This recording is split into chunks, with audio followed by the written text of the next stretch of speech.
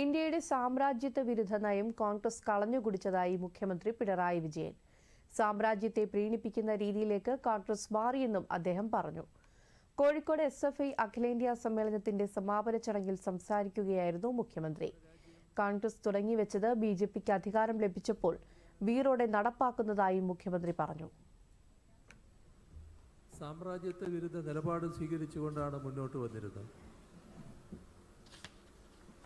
British സാമ്രാജ്യത്തിനെതിരെ പോരാടി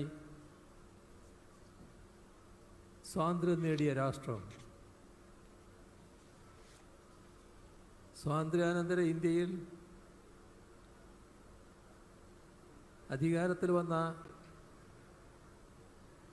ആദ്യ government തൊട്ട് സാമ്രാജ്യത്വ വിരുദ്ധ സമീപനമായിരുന്നു സ്വീകരിച്ചിരുന്നത്. രാജ്യം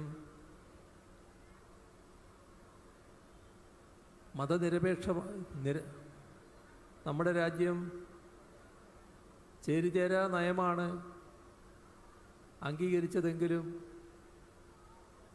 ആ ചേരിചേരാ നയത്തിൻ്റെ സത്ത സാമ്രാജ്യത്വ വിരുദ്ധമായിരുന്നു. ആ കാലം ലോകം ഇന്ത്യയെ ശ്രദ്ധിക്കുമായിരുന്നു. മൂന്നാം ലോക രാഷ്ട്രങ്ങളും പുതുതായി സ്വാതന്ത്ര്യം നേടിയ